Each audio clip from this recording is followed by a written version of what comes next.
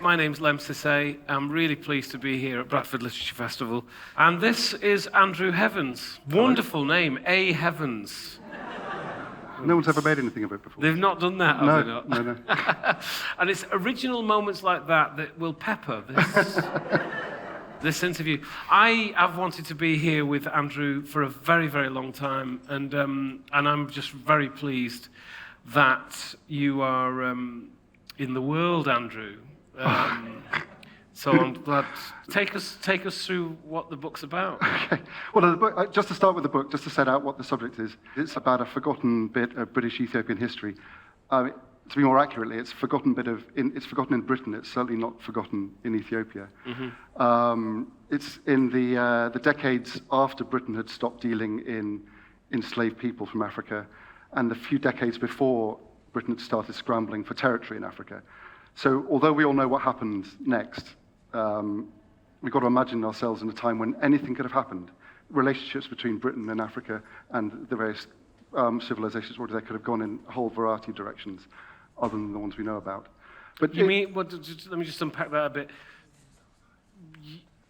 Could you just explain that? You said it's a very interesting idea for me.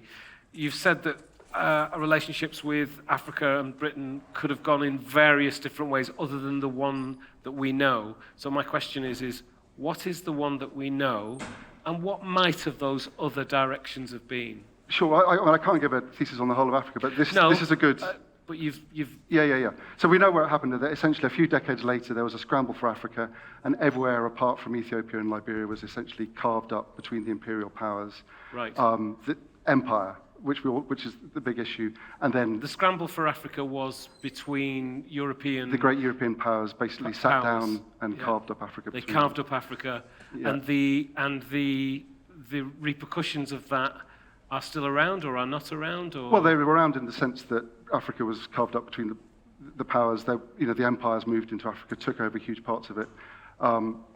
It came to a head with the decolonization movement in the 50s and 60s, and we are now. But this book opens a tantalizing look at what might have happened, I think, because there was this amazing figure in Ethiopia called Emperor Tewodros II, who was one of the big figures in history that you have to read about him to believe me. A very compelling, very charismatic, great leader of his people. He united the country after many decades of chaos. Gradually, European explorers and missionaries and adventurers were coming in, as they were across all of Africa. And in the adventurers, so this means like two different worlds were meeting then? Yeah. Adventurers both of them not colonized. One was Ethiopia and the other one was... Well, people coming in from Britain and Europe, either missionaries. Adventurers is a sort of a loose term for people who basically had time on their hands. Second sons. Second sons. People looking to reinvent themselves in another setting. People looking to reinvent themselves in the setting. People who were financially able to travel. And they would come in. This is the sort of for them the romantic ideal of coming in, shooting elephants, exploring. Getting their own personal kick out of where they were going. Yes. So there was a scattering of these people coming into Ethiopia, meeting Emperor Tewodros II, and essentially... Can I ask a question just to jump in? Yeah. Because I know that you know all of this, but were these also the people who were cataloguing what they were finding as well? So we have the Royal Society and the... Certainly there were botanists, native zoologists, people coming, building up collections. Yeah. Basically, it was a free-for-all. If you had the money, you had the time, you were looking to make yourself, prove yourself. Yeah. The various countries of Africa are a perfect stage to do that in for them. And there was a growing number of people coming to Ethiopia, and essentially whenever they met Emperor Tewodros II, Tewodros is the name that we would have for Teddy as well. Is that right? Is that right, or is that... Well, that is the sort of the English transliteration of... Like Johannes and John? Yes. Yeah. So when Brits met him, they tended to translate it into Theodore, or Theodorus. Yeah. And when they did meet him, almost to a man, and it was all men, they fell in love with him. Yeah. We're talking about, to use untechnical terms, it was a relationship at that stage built on bromance, romance, adventure. They saw a great leader. I mean, you can imagine meeting a great charismatic person Yeah. and falling for them. Yeah. So you had some of these people in Britain sent in a consul who was more enthusiast than a career diplomat. He had great dreams for a British-Ethiopian alliance. All the trade, imagine all the money we could make, the trade we could exchange, all this kind of thing. And who was that? Walter Plowden was the Okay. first one. Yeah. Not even a second son, I think it was a third son, who had been working in a bank in India, bored out of his brain. Right. He quit, or he got sacked, headed up, and decided he'd have an adventure in this magical place, in his mind, called Abyssinia. Abyssinia, yeah. Yeah. But I don't get, this is just the start, that basically there was this glorious moment, as far as I see it, where there was a head of steam of bromance, adventure, and romance where something could have been done with that positively. There were representatives of two great powers, the great Yes. power of Abyssinia, the great power of Britain.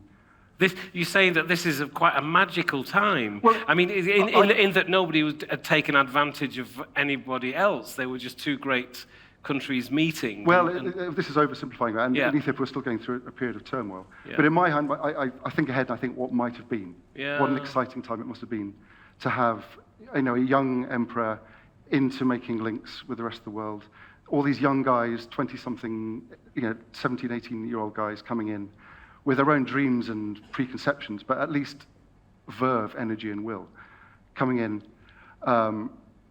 I'm going to race through the story because I want to get to the. Can I just say, this Yeah. is fascinating. Well, I hope it's correct. Because it I was checking. but it shows to me some of the moments of light actually that came Yeah. before a lot of darkness. Yeah. And I've never really thought of that. Well, it's all down to aspect. Emperor Tewodros. On both sides. Yeah. know. You had these. They tended to be tall, young men with time on their hands Yeah. and big dreams. Yeah. But just to race through the story very quickly, because this could take on the whole trip. This was all got fine time. for all these enthusiastic young people. Where they tried to get Britain's government involved, obviously things got a bit more official, a bit more turgid. There were accidents. Walter Plowden got killed. Let's just say everything went wrong very quickly. I've got 2 pages of just listing the bullet points of the reasons why it goes wrong. And I say at the beginning, hold tight. You've got to follow the detail. It went dramatically wrong. Emperor Tewodros felt betrayed, let down by all these foreigners coming in. Can we simplify this, please? Because that's not. Because if you don't mind. Yeah. That there was a gift from that.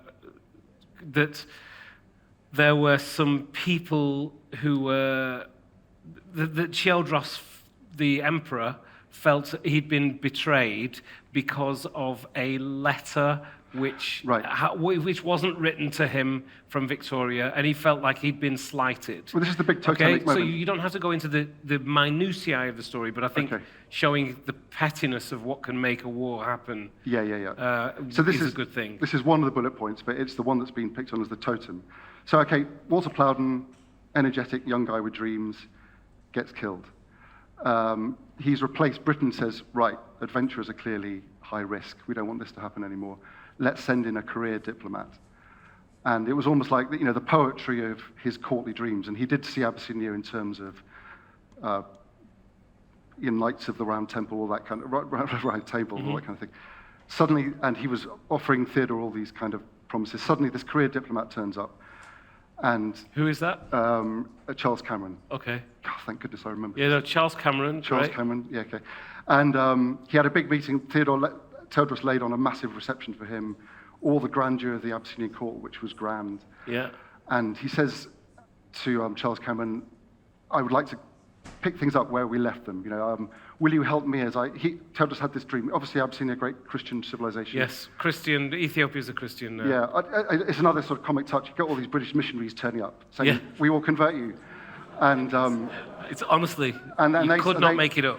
And they point out that while we were dancing around in Woad, doing whatever we were doing, which we don't know anymore, they had a main line. There was the Ethiopian eunuch, main line to the apostles. Yeah. Ethiopia was Christian before we even thought of it. Yeah, that's not made up. That's an absolute fact. Of course, that didn't stop the missionaries. They say, but you're the wrong kind of Christian. Yeah. So we need to convert you. Yeah. Where was I? So the banquet. Banquet, all this grandeur. And Tewodros says, I would like to reclaim Jerusalem from the Turks, the Ottoman Empire. And Plunder says, yeah, we favour peace. You know, that. And then he said, okay, we would like to send ambassadors to London. Would you escort us through Ottoman-held empire so we can cross the Red Sea? Obviously, you know, Sudan, Egypt wasn't that friendly to Tewodros. And he said, we don't want war. So you can imagine that, you know, from the courtly poetry of Plowden's dreams to the prose of a career diplomat, boom, you know, what a disaster. Beautiful sentence. That was a beautiful sentence. No, the courtly prose. Oh, thank you very much. Yeah. I must redo the book and get it. Yeah. Yeah. And Tewodros wanted to keep going. So he said, okay, you're a bit of a dead whatever. I'm going to send a letter to Queen Victoria. Yeah. King to king. This is what I mean. This is what it could have, king to monarch. And you should read it. It's in the Royal Archives with the translation that he provided at the time. And it's, if we had time, I could read the whole thing. But no, let's carry on. I won't, okay. But anyway, a letter full of love, excitement, promise, romance. From Tewodros. From Tewodros. Yeah. Personally from Tewodros to Victoria. To Queen Victoria. The other, you know, one Christian power to another Christian power. Yeah. Let's sort out the world between us. Yeah. And he gives it to Plowden, to Cameron, who's essentially the ambassador, and he says, you take it back to Ethiopia, to London, and you know the future will bloom. And Cameron puts in his baggage and leaves the court and decides that he's got more important things to do than that. He's a collector himself. He likes he's into collecting botanical samples. So he gives the letter to a messenger who buzzes up the Red Sea, and in those days the Suez Canal wasn't there. He had to go over land and blah. And 3 months later, the letter arrives in London while Cameron is on a holiday, essentially, you know, and also tellingly going into Sudan, which is, sorry, this is much too much detail at this stage. Is this okay? Keep going. The letter, you don't have to go into so much detail. The letter. Okay. The letter arrives in London, and what happens when a letter arrives on a bureaucrat's desk? It stays on a bureaucrat's desk. They read it for a bit, and then they pass it to another bureaucrat's desk. And it never gets to the Queen, is that right? No, it never gets to the Queen. So this letter never gets to the Queen. This is where it's all about the detail, right? You know, it's all about the detail. It never gets to the Queen. And the result is that the... So Tewodros is waiting, you know, he's the emperor. Yeah. He sent a message to his equal in Britain. Yeah. When am I going to get a letter back? Yeah. And he keeps on badgering Cameron saying, where's my letter? Where's my letter? It never comes. So this is a slight of the highest order to the emperor. Yeah. What does the emperor do? Just cutting to the chase to get the attention. Points, forget those. Essentially, over time, he takes the Europeans and other foreigners and their servants hostage and then prisoner, and moves them to his mountain fortress of Magdala. So do they, in that fortress, do they live in a prison, or are they living, you know, the normal life, but they're not allowed to go outside of the fortress? Kind of half-half. So there is a prison where people are living a life of misery. Yeah. They are in a separate compound. They do have chains around their ankles, which must have been horrific. Oh, okay, they did. So they did have chains. This is really fascinating for me because I've been following this story, and I'll tell you much more about that why later. Yeah. But so they were actually in. Ankle chains. Okay. At one point, when he wanted to really get there, they had a chain from an ankle to the. This is a wrist, isn't it? From a wrist to the wrist to the ankle. Okay, if they wanted to. Prohibiting their movement. Okay. Yeah. Subdue them further. I will really speed up now. Wow. So obviously, major slight to Britain. Britain can't take this lying down from what it saw as a obscure, primitive, guy in Africa, humiliating them.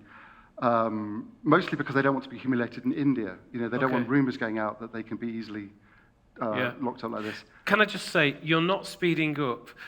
You're saying it concisely and really perfectly, and it's coming across with absolute. We don't need to hear about the speeding up because this is fascinating. Okay, and this is the story that leads to the boy being in West Yorkshire at the most important time of his life, essentially, which is the time that he died, essentially. Spoiler. Yes, I know, sorry. So please continue. So basically, Britain's humiliated for obvious reasons. gives up all hope of negotiating after a few false starts. Does send an envoy. That envoy gets imprisoned as well, put up to the top of Magdala, Hormuz Razam. Right. Yeah. And finally, okay, what do? We get a lot of money. We send in a small army, mostly because of geography, from British India. From India, and this brings in somebody who will have a lot of resonance here, actually, for various reasons, and that would be Robert Napier. Right. So just bring Robert Napier into the story, would you? Because he's leader of the army in India. Would that be right? I can't remember his exact rank, but he is a man that you go to sort out big problems. He's been involved in a lot of the earlier imperial tussles, including what some would call the Indian Mutiny, what India would call the First War of Independence. Okay. And he was involved in China. But so basically, he's a go-to man, a great man for logistics. He's from the Royal Engineers. He knows his stuff. Yeah. He is the one that insists that the only way to do this is overwhelming force. So he wants that overwhelming force to happen. And what's the reason for that historically, with where he's at and his armies? So the whole point of this expedition is to make sure that Britain is not humiliated. The ultimate nightmare is a British force goes up into the mountain empire of Ethiopia and itself gets imprisoned. I mean, basically, you could keep on sending people in there and they'd get imprisoned. Then you're really in trouble. Then India might start thinking, well, who are these guys that are ruling us with a few 100,000 people? I see. A few tens of thousands of people. So shock and awe was basically the tactic. Get in there, overwhelming force. It wasn't to colonize Ethiopia? No, there was no... Again, remember, these are decades before the scramble for Africa. This was about a rescue mission. Yeah, and there was never any suggestion that Britain would stay. If anything, Britain had had its fingers burned. They didn't want to. Okay. They wanted to get in there and out of there as quickly as possible. This was also towards the end of colonialization. No, but before it started. Okay. So before the scramble for Africa, before colonialization. Okay. Yeah. All right, please. Yeah. Sending the army because we had our own. I'm using phrases purposely. We had our own weapon of mass destruction, which was a Snyder rifle and various other weapons.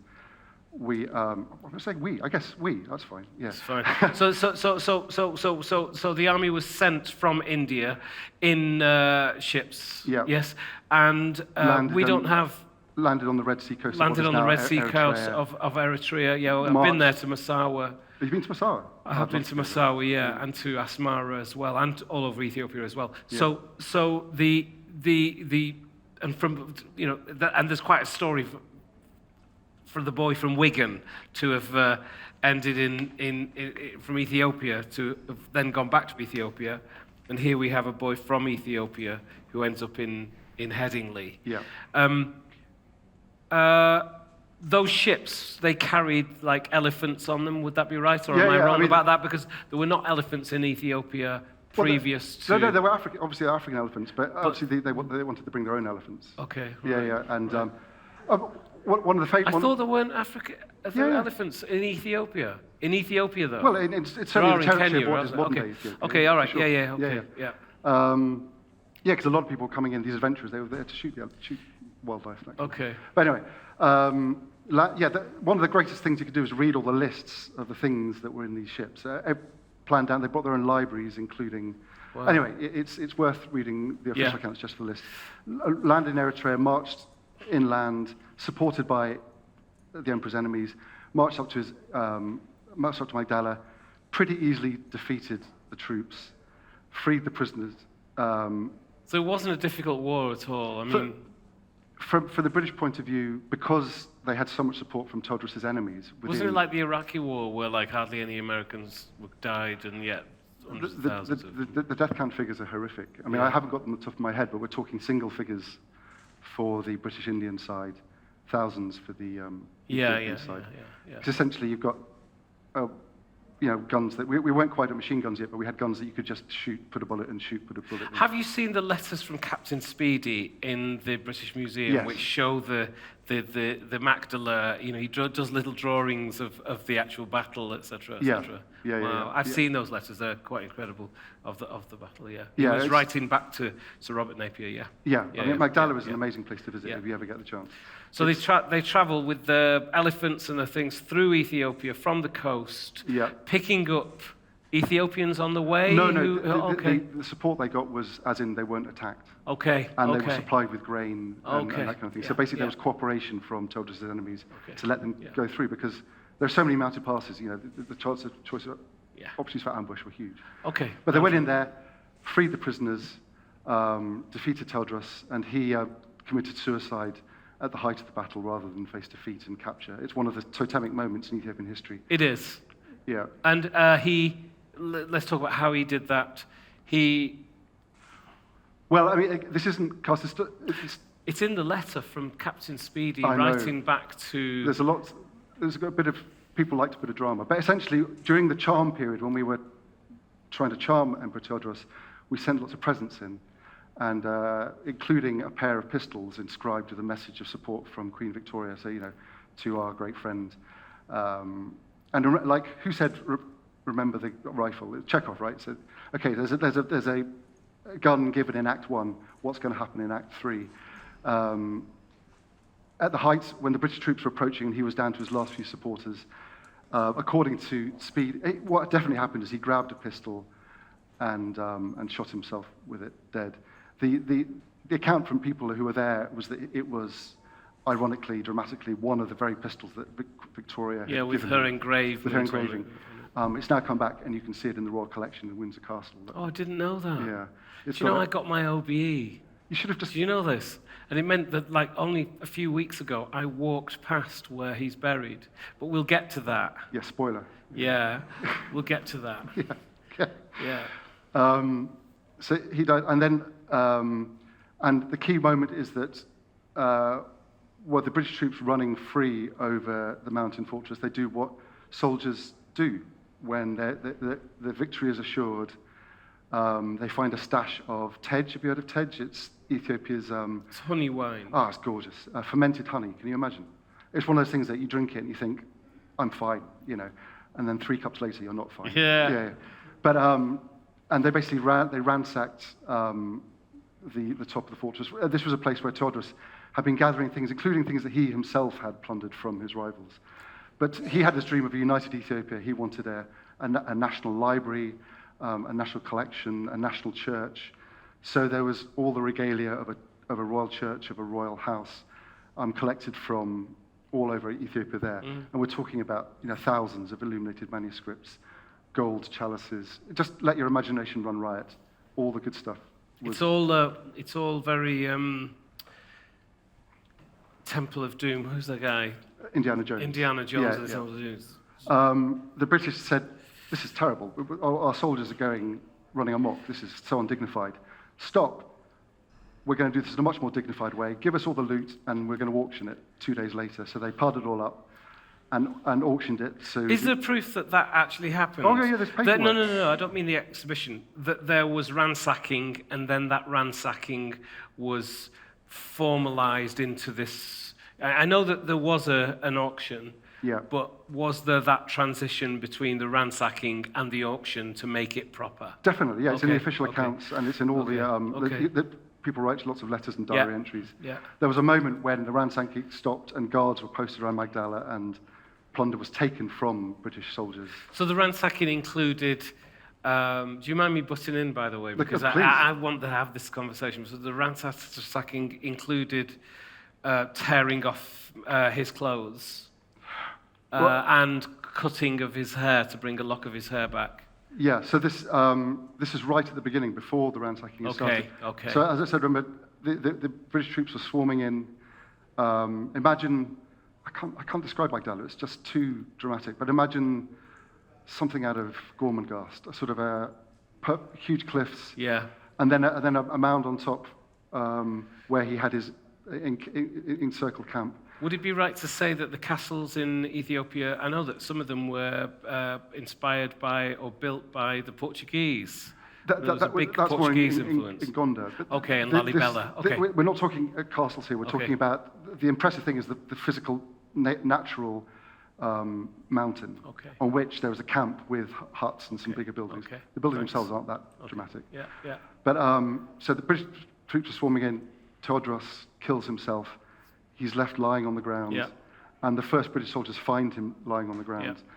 And if you look at some of the engravings, what it looks like is Tewodros is lying on the ground like a sort of a entombed saint in a British church. You know, he's very dignified. He's got his arms crossed like this.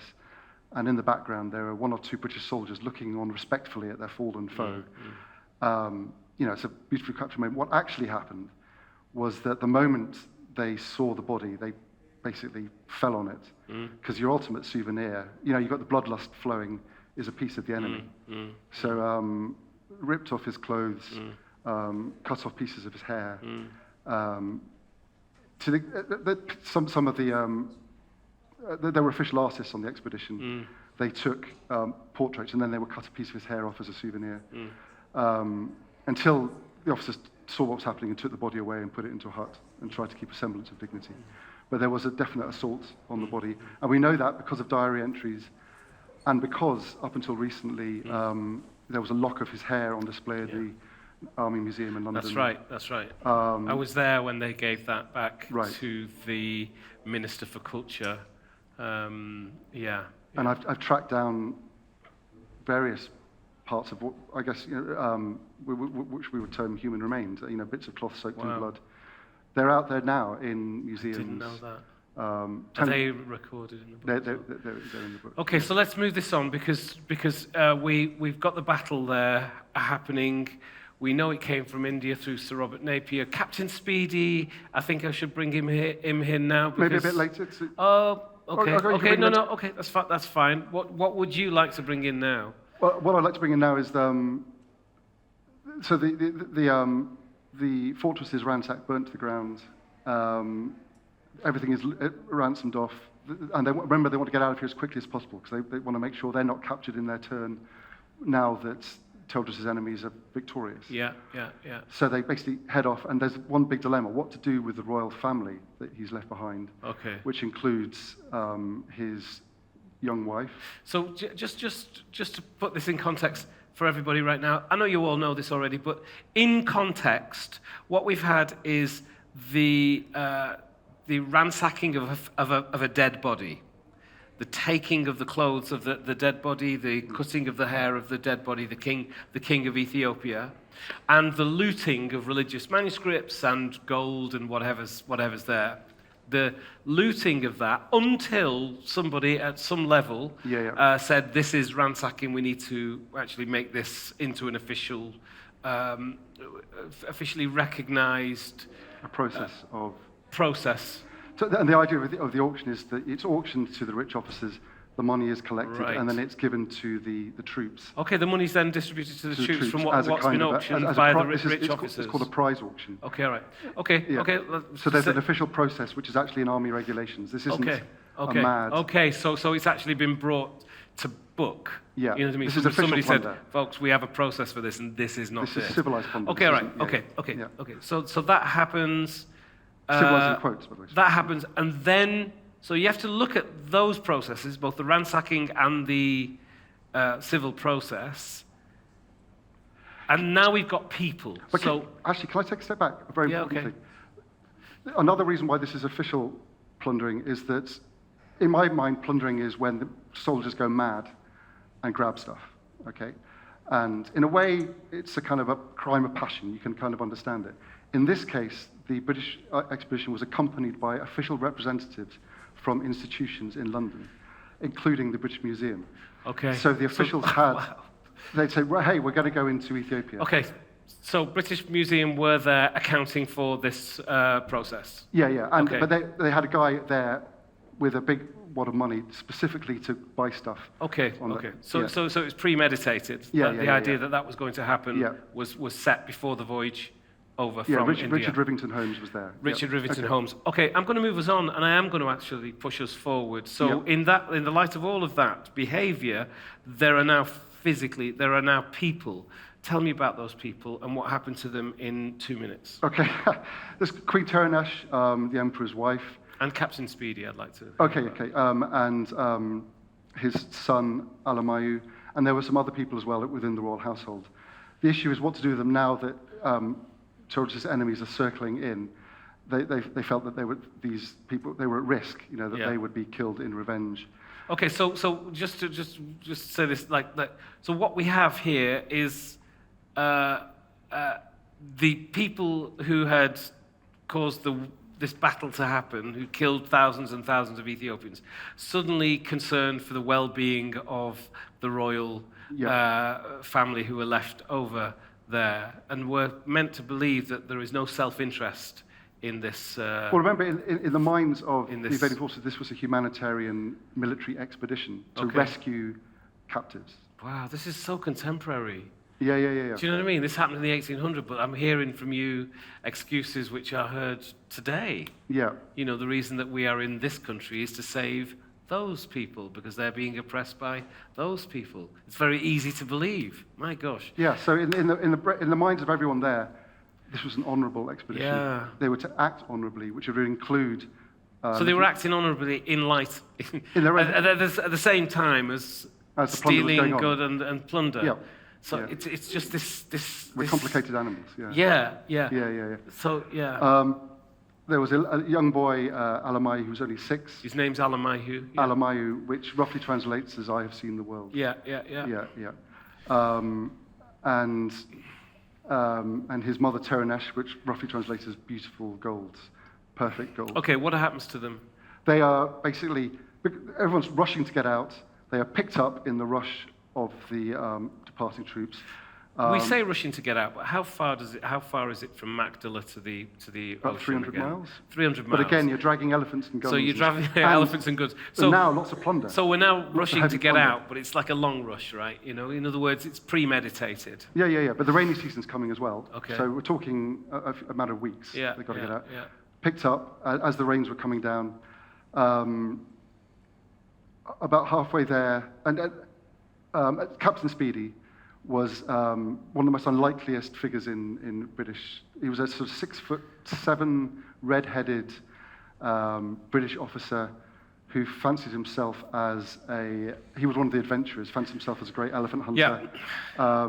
He loved Ethiopia, or he fancied himself as somebody who does love Ethiopia. Yeah, and he, as they were leaving, gradually wormed his way into the royal circle and persuaded Robert Napier that he would be the perfect guardian for, basically, because he spoke Amharic, that he would accompany Tewodros. He spoke the language of Ethiopia, Yeah. and to us, you would have thought he loved Ethiopia. Yeah. So basically, I'm just going to cut to the chase here, and I should have actually done this earlier on, so I could have contextualized it. It's my fault that I didn't. Yeah.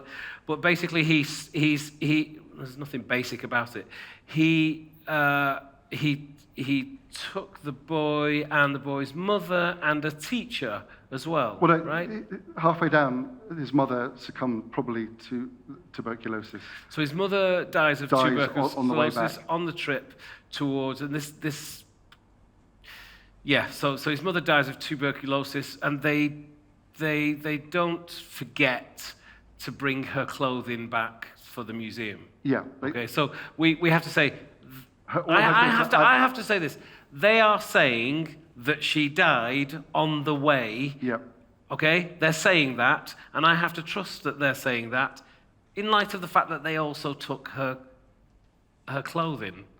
Well, after she died, all her possessions would have been added to... Yeah, to their loot. Yeah, okay. Yeah. All right, that makes sense. Okay. Yeah.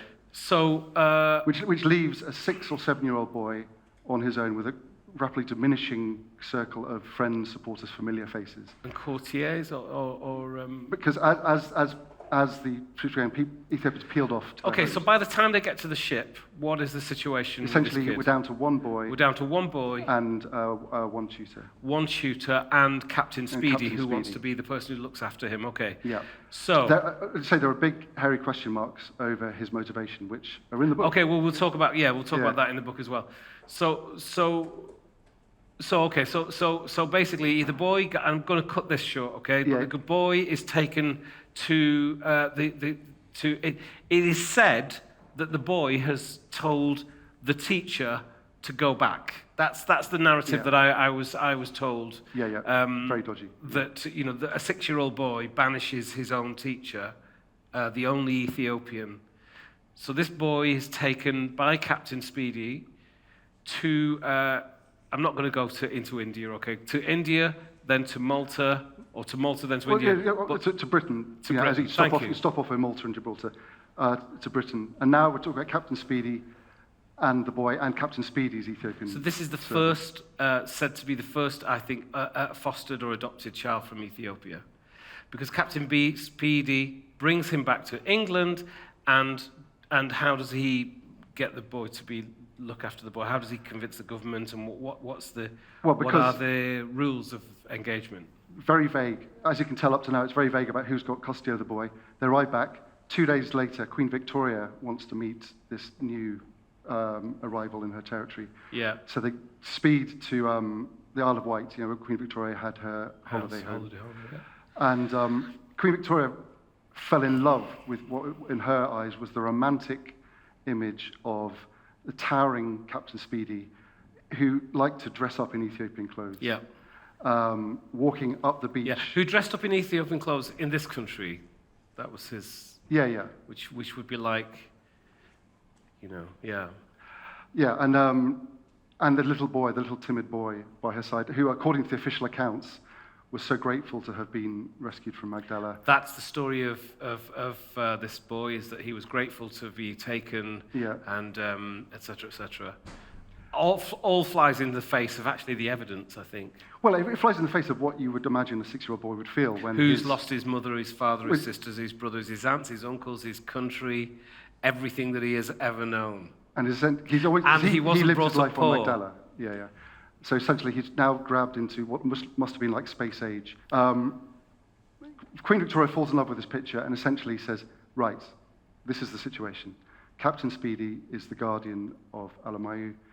He gets this much money from the government to look after him. So the government is kind of like forced in many ways, in loco parentis, to give money to Captain Speedy to look after this child, even though the government is not necessarily very happy about that, but it's because of Queen Victoria's relationship that they have to. Am I right? That's how I about take that? it. Essentially, she has decided, made it clear, this is the family unit. And in her eyes, a very romantic. And Captain Speedy wants that, by the way, to happen as well. Yeah, and it's not hoisted on him. Oh no. Yeah. No. He's definitely. And I know that.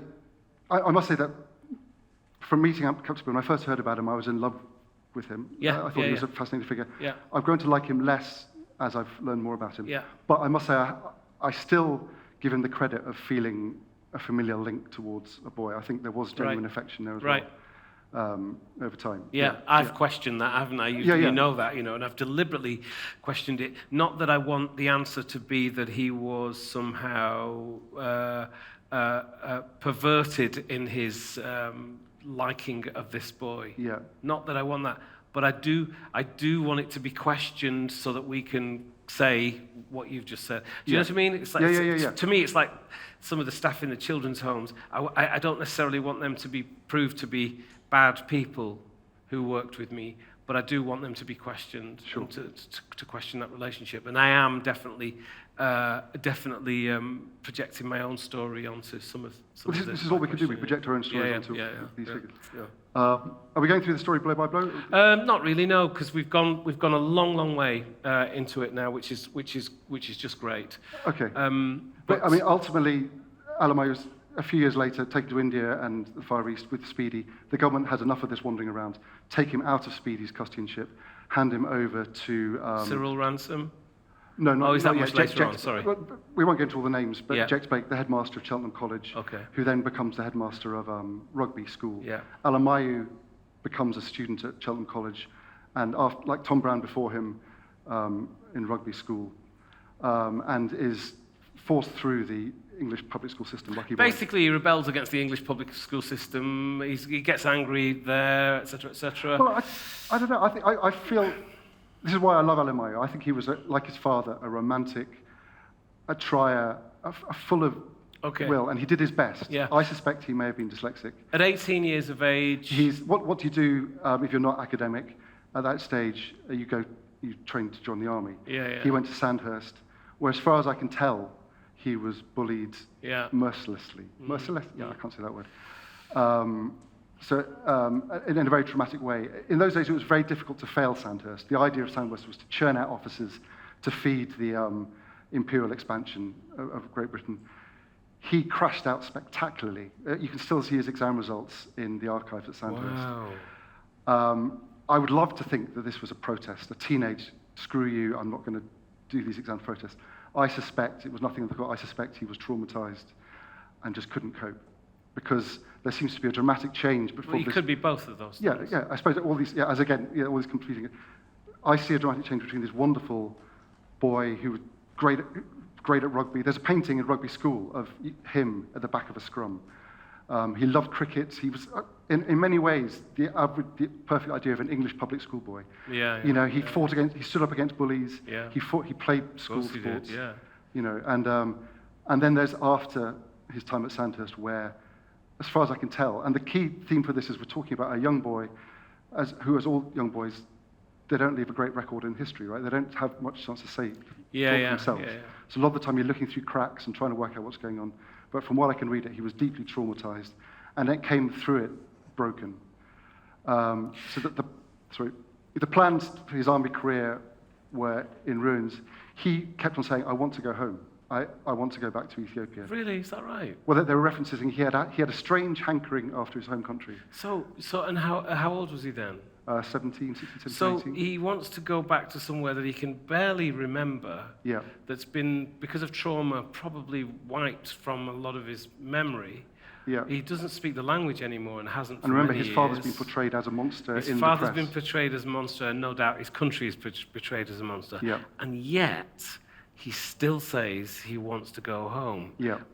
And/or wants to find what home is to himself. Yes. Because this certainly doesn't feel like Exactly. it. And not because this is an alien place, because he'd learned the language, he was studying at school, but because there was an implicit, there was a hostility which he could not. I guess so. But also, we all want to go home, right? This is an essential thing. Yeah. I can imagine in that scenario.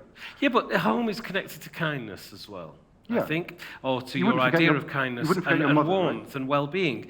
Actually, you can be away from home and feel a kinship to home, but not feel like an urge, like I have to get there. And he had a few Do keepsakes you as well. understand? I'm saying that he was not feeling at home, not because he was away from a physical place, but because he was made to feel like an alien. And he also had a few physical mementos, keepsakes.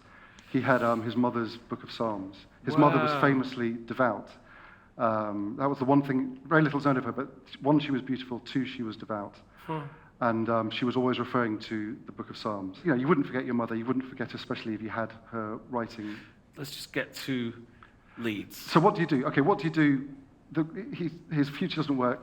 He had one tutor in rugby who was trying to help him, I suspect, with his dyslexia, although that word didn't exist then, that he felt a personal bond to, a guy called Cyril Ransom.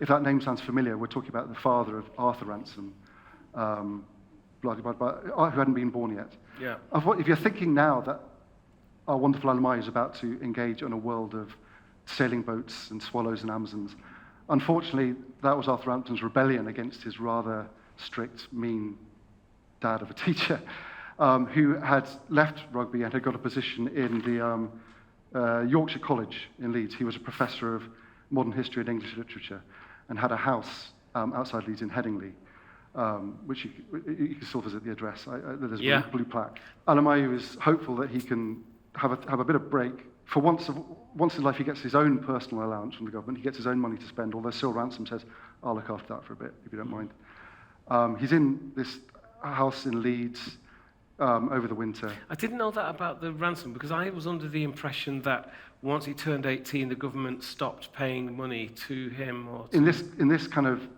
stopgap arrangement, when they improvised a solution where Cyril Ransom would get money to continue looking after him. And for the first time, Alemayehu would get some money of his own to spend. Oh, okay, I didn't know that. Okay. Although Cyril Ransom says, as he's 17. I understand that. I understand that. And it's difficult. You know, you like to think that a story has logic and dramatic causes and build-ups. Then something stupid happens. It's cold. It's wet. Alemayehu is in a weakened, I believe, state, recovering from his trauma. He goes out to the loo. Remember, loos are outside, midwinter, and falls asleep on the loo. Catches a chill. Comes back, and essentially never recovers. Takes to his bed. What Dies of? Well, if you read the accounts, there are various. I think the phrase is pleuropneumonia, pneumonia, tuberculosis. It's something along those lines. I mean, I wouldn't. People have drawn the line between his mother's tuberculosis, which can infect someone close to you and then hang around for many years and pop up again. But who knows? All I know is that this magic story ends in a moment of absurdity. Yeah, like Elvis died on the toilet. Well, he doesn't. Thank goodness he doesn't die on the toilet. He dies in his bed. Yeah, I'll give him looked after by a nursemaid in Leeds, swamped with telegrams and letters from all the people that he's made life, including Queen Victoria, who's kept up this emotional attachment to him. Cyril Ransom is basically fending off telegrams every 2 hours from Victoria saying, not enough for her to actually come and visit herself, but she's sending lots of concerned telegrams. Wow, I didn't know that. Yeah. If you go to the library in Leeds University, you can see the telegram slips coming in hour by hour. Okay, so he died. She probably wrote to Leeds more for this reason than ever before. Yep. Or after, who knows? As His Royal, Queen Victoria's in Balmoral at this point. She says His Royal, he must be buried at Windsor Castle. So she is the person who made that demand, right? Or decision. Yeah. Right. So that wasn't made by the government trying to hide his body from future. I don't think so. Okay. No, I think future inspection. I think that again in their minds this was seen as an honour. Right. There was again I feel a lot of cynicism about all the motivations. I also feel that we're talking about humans here, people who like anyone of you who read about Alemayehu will fall in love with him. Yeah. The things you can see through the cracks are compelling. What a boy. What a guy. Yeah. I wish I'd known him. Yeah. Queen Victoria had this similar emotionally charged relationship. She wanted this gesture that his body was taken by train and buried in a catacomb outside Windsor Castle. Yeah. Outside St George's Chapel within Windsor Castle. Queen Victoria was very moved, not moved quite enough to leave Balmoral and come to the funeral service herself, but because one of her servants, not John Brown, but another one of her servants, had died in Balmoral around the same time. So she went to his funeral. Okay. But had this great state funeral, and there he lies to this day. Thank you, Andrew. This wasn't what we planned, was it? It doesn't matter. No, this is good. This is good. Yeah. So this book there are three main elements to it, three stages to it, and just tell me the headlines of those stages. Well, essentially, I see it in three parts. There's the military. There's the forgotten military history, forgotten in Britain, not forgotten in Ethiopia. Yeah. There is the personal story of Alemayehu, as much as I can stitch it together. Yeah. And this is a process of mostly seeing what people did to him and said about him, because what 7-year-old boy writes anything down? Yeah. He certainly didn't. There are a handful of his letters, and they are heartbreaking to read, and they're out there in the Royal Collection in various collections. You can still read them. And then the third half of the trilogy is essentially a treasure hunt, where I try to track everything that was taken from Magdala and find out where it is now. Anything here in Leeds or in West Yorkshire? There's nothing, as far as I can tell, here, but there is some in Last Seen in Leeds. Anything in Manchester? Yes, in Manchester University Collection there is several. At the University of Manchester Collection? Yes. Right. Yeah. What's the library called there? It's called Rylands. Yeah. Rylands has got a very well documented collection. I have seen Magdala some of those pieces actually. Yeah. The bulk of it is where you would assume it was. The bulk of it is in the British Museum and then the British Library, which inherited the British Museum's manuscripts. And Westminster Abbey, is that right? Maybe. Can I tell the story of the tablets? Yes, you can tell the story of tablets, and then we're going to open to questions. Okay. So any questions you'd like to ask? The tablets, metal tablets. Think Moses, Ten Commandments, stone, etc. Essentially, the most sacred object you can think of if you're an Ethiopian Orthodox Christian. So sacred that you shouldn't, if you're not a priest, you shouldn't look at them, touch them, have anything to do with them. They're taken out once a year for a wonderful celebration, but even then wrapped up. Yeah. These are the holiest of holiest of holiest things you can imagine. Yeah. So I won't describe them, if you don't mind. But at least 11 or 12 or 13 of them were in Magdala at the time, and were taken back by the British troops. 11 of them have ended up in the British Museum. The British Museum, as you know, is regulated by the British Museums Act, which means it cannot return any of its possessions, hence the Elgin marbles, Blenheim bronzes, etc., etc., etc. So they cannot return the tablets according to their own rules. They have agreed, though, that these are sacred, sacred, sacred things. They will never look at them, they will never touch them, they will never do anything with them. So what will they do? They will wrap them in a cloth, put them in a secret room in the British Museum, and never go there. So in a way, this is the ultimate, for me, this is the ultimate absurdity.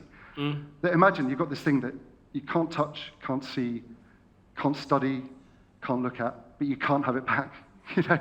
And up until recently, if you did feel daring enough to have a look at a tablet, you could have gone to Westminster Abbey, paid the exorbitant entrance price, gone round towards the end of the tour. There's a lady chapel with a Victorian altar. If you squeeze around the back, if the Red Road guards don't stop you, there are 3 windows stuck in the back, little cavities carved into the, where sort of, almost like relic-like, they have put magic objects in these cavities, to, I guess, to make the altar more holy, right? One of these objects is one of the Magdala tablets, which until recently was viewable through Perspex, which I'm not an Ethiopian Orthodox Christian, I'm an Anglican, I don't quite get it, but I'm told this is horrific, you know, to have a tablet on public display for paying visitors. Again, like the British Museum, Westminster Abbey said, well, we don't want to break up this altar, you know, we would not like to damage one of our historic things. So what we're going to do is we're going to paint over the window. So if you went there today and squeezed around the back while the guards weren't looking, although actually they're lovely people, the Red Robe guards, and they will let you go around there, you will see 3 ghosts of 3 squares that you get the light right. You can see 3 squares where 3 windows used to be. Underneath that, there's the engravings, which have been covered in paint, so you can't read them.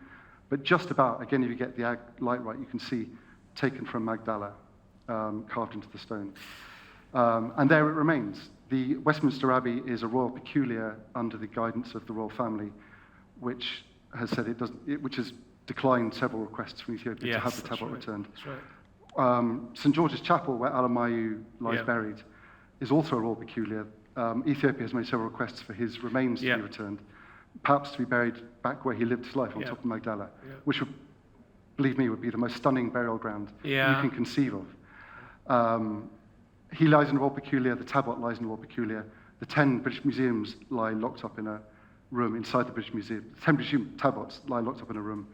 All 3 of them are stuck in limbo as we speak. Andrew Heavens, thank you very much for talking to me. I really appreciate it. Your book is out in February. It's called The Prince and the Plunder, and it's the most comprehensive account of the looted goods from Magdala, where they are. And thank you very much for that extensive research that you've done to make this book happen. I'm really looking forward to it happening. As usual, with a festival like this, we're way ahead of the game. And hearing that this is the place, the first talk for this book. This is what it will look like. That's the only one that there is. This is the only copy. It's almost as, you know. Anyway. So when we're hearing about it and reading about it all next year, we know we were here first. Do you have any questions you'd like to ask? There is one there, yeah. There's a microphone coming for you. Thank you. Thank you very much, Andrew. I enjoyed your talk. Could you just give me some dates? Could you tell me the birth and death dates of the prince, and also the date of the war for England and Ethiopia? My fault for not asking that question. Thank you. Yeah. No, so the birth date isn't set in stone. The battle happened in 1868. And he died at the age of roughly 18, just short of his 19th birthday, in 1879. Next question? Yeah. Hi. Thank you for this talk. It was absolutely fascinating. Is there any chance of the British Museum Act actually being repealed? Well, I doubt it. But they're under amazing pressure, mostly from Greece over the Elgin marbles. So this is not to have a chat. At this time I want to read something out. But there's a lot of high-level diplomatic pressure coming from Greece. There was some, George Osborne was saying the other day that he was the High Hegian in the British Museum, was saying there was a deal to be done. That tends to be an offer to loan back things to get round legislation. So we're not giving back stuff, we're loaning it. What tends to happen is countries like Greece, Ethiopia say, no, why should we lend back? Why should we have our stuff back on loan? Yeah. With the Tabots, there's a special case. There's been a petition signed by everyone you can think of, from Stephen Fry to George Carey, the former Archbishop of Canterbury, and lots of other. Did you sign that? I think I did. Yeah, I think so. And there is a subclause in this act which says that the museum can dispose of parts of its collection when they're no longer fit for display. And I think this means, let's say they've got a bit of leather and it goes rotten, or something goes moldy or maggot-ridden or something. They're allowed to dispose of stuff that's gone off. But the phrase they use is not fit for display. And a tabot cannot be looked at. I mean, what is a museum? It's a place where you study, look, touch, interact with an object. That's the whole point of a museum. These objects, you can't go near them. So they are not fit for display. So the argument of this petition, which they say they're considering, and they are considering, is that the Tabots are a special case. It's anyone who hears about it. I hope you all agree. It's insane, right? Even if you think it's great the Elgin marbles are in London, and it's great the Benin bronzes are in London because blah blah blah, we can all learn about each other and international cultures, etc., etc. To have something that you can't touch locked in a room. We haven't got time to tell the reason why I got involved with it, but my first contact with this story was when a friend of mine who was a church minister in Edinburgh found a tabot in the back of his cupboard in 2001. He decided to return it. I was there to watch the ceremony. In Edinburgh, a party of 200, let's say, Ethiopian priests, Ethiopian Orthodox Christians, Rastafarians, who, I'm sure you know, feel a strong link to Ethiopian culture, came up to Edinburgh, and it was handed over to the Archbishop of Axum, 200 people.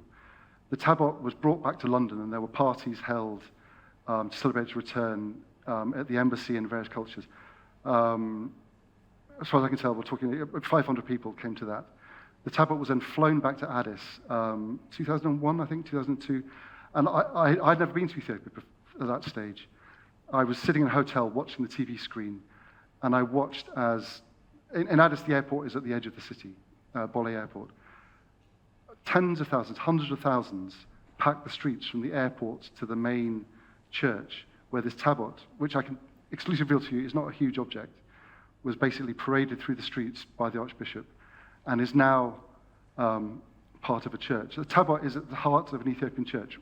Without a tabot, a church is an empty building. And people go around the church on the outside, and it's like imagine the Holy of Holies, in a Jewish temple. Yeah. It's very similar. It's the soul, it's the presence of God. It's as holy as you can imagine.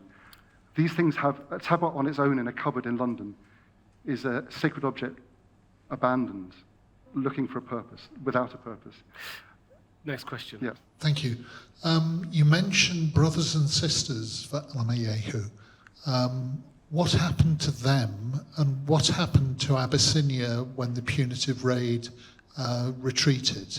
It's a great question, because remember the key argument was Alemayehu's in danger, right? He's at the top of Magdala.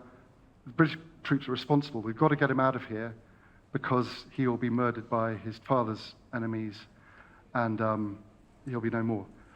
Alemayehu's older half-brother was also at Magdala, got away, and went on to have a prominent career in Ethiopian politics as it moved from... It's a complicated picture, and I'm not an expert in that at all, but the various warring factions...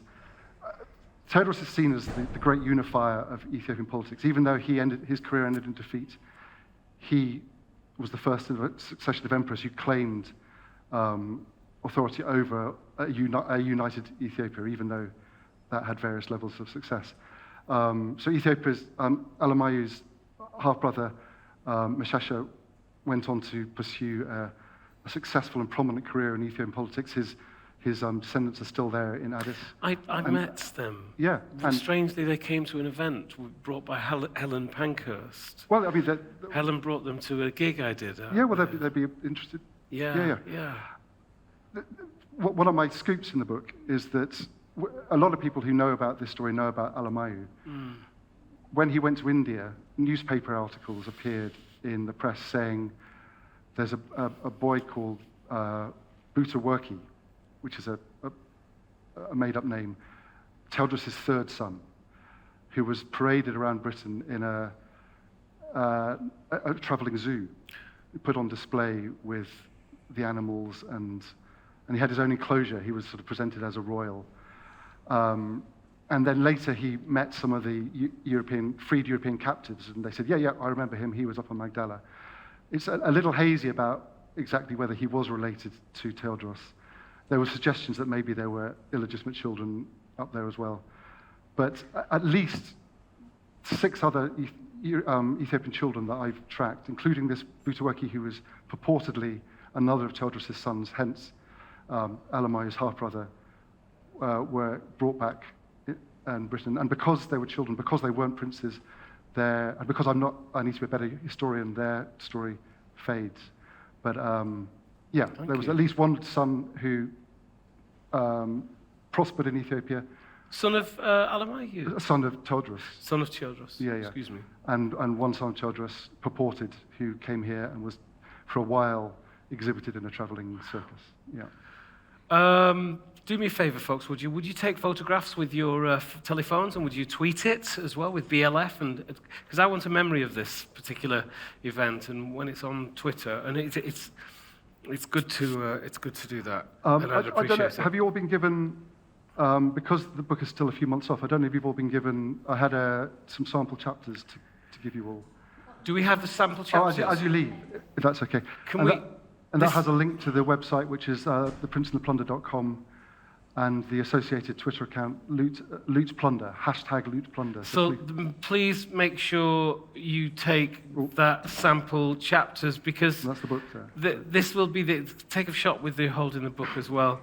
This, if we can hand that out, because this will be the first time that that anybody's got any of the book outside of the people who you've given it to look at before it's published, and of which there'll be more as well. Yeah. Any more questions? So I teach in a primary school, and I just wondered, you probably don't, but maybe like a children's version of it. I would love to. I would really love to, because I think children would get it. And there's a reason Alemayehu lives on. You should say that. Because although this isn't about me, because I chose not to bring this out, even though we spoke about it, and Andrew said you've got to bring it out. This book is called Don't Ask the Dragon, and it's for 4 to 5-year-olds. And the lead character in it is called Alem, and which is the short name for Alemayehu, and it means, as you said about something, it is the world, and Alem means the world in it there. It's this little boy whose birthday it is, and he's looking for his birthday, and he asks lots of animals. It's called Don't Ask the Dragon.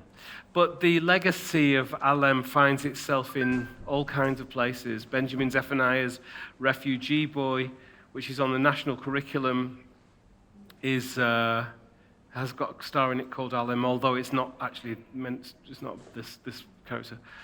They'll ask the question at the lady there, and then we'll come to you. There were plenty of Europeans held hostage. Yeah. Did any other European power consider rescue mission apart from the British? Can I just go on from that and to ask, were there other Europeans held, particularly in Ethiopia, regarding this conflict? It wasn't just British people at the top. I mean, actually, the troops were a little annoyed when they turned up. First of all, the prisoners were in great shape, despite all the stuff that they'd been held in chains. Oh, okay. And there was only a handful of Brits there. So really, what other people? A lot of the Protestant missionaries came from Switzerland, parts of what is now Germany. Oh, right. Yeah. Wow. Yeah, I did not know. Britain spent so much money on this, they had to put a penny on income tax. And to rescue 40 people, only a handful of whom were British. But they did get lots of plunder, so, you know. So what happened with those other countries, people from other countries? That's a Well, really they all went- interesting question. I didn't know that. The missionaries were a bit annoyed because obviously this was their vocation, to stay and convert the Ethiopians from the wrong, They were from the bringing wrong the- kind of Christianity to the right kind of The Christianity. English were taking them back. Yeah, there were actually some of the missionaries, when they got to the Red Sea, said, but this is my life. I said, nope, on the boat. So, and some of them, a year later, snuck back. Because Ethiopia is possibly one of the most beautiful countries on earth. It is beautiful. If you can live there, why would you not want to? It's so beautiful. So, yeah, a lot of the captors went back, and That's great. It's crazy. That's Yeah. a great question. Government Responses. response from the From other European No, countries. because the key person was the British consul. So we were the only ones who had our ambassador. In chains. Ethiopia. So the other one, they were all kind of freelance missionaries who knew what was coming, who would ready to take the risks. If you imprison the ambassador, that is an insult to the crown. So yeah, so that's why. Thank you. For So how do we have a minute? Or Got a minute. can I just finish off that a lot of my book is listing the treasure, and it's not a campaigning book. It doesn't end with saying please return this, but obviously that is the implicit message. So can I just lead out a list of treasures last seen in Leeds, Shall we say yes? to see if Yeah. anyone recognises these? Can they please put their hand up? Wow. So last seen in Leeds at a museum exhibition, one manuscript book, a shell projectile, a brass cannonball, a portion of a chain worn by an Abyssinian captive, an Abyssinian charm, another charm, a string of coloured beads, a portion of a chain, a fragment of silk brocade, part of a robe from the Queen's robe, an anklet of white metal, a silver ornament, a pistol of French make taken from an Abyssinian soldier, an Abyssinian drinking horn, a combed horn, a fragment of chain armour, 4 manuscripts, and in the Coptic character with illustrations of the saints. So if you could all go back and check your attics, basements, antique stores, my contacts are on the free chapters. Thanks a lot. So yeah, they were last displayed in Leeds a few months after when the soldiers came home. So yeah, The book is The Prince and the Plunder.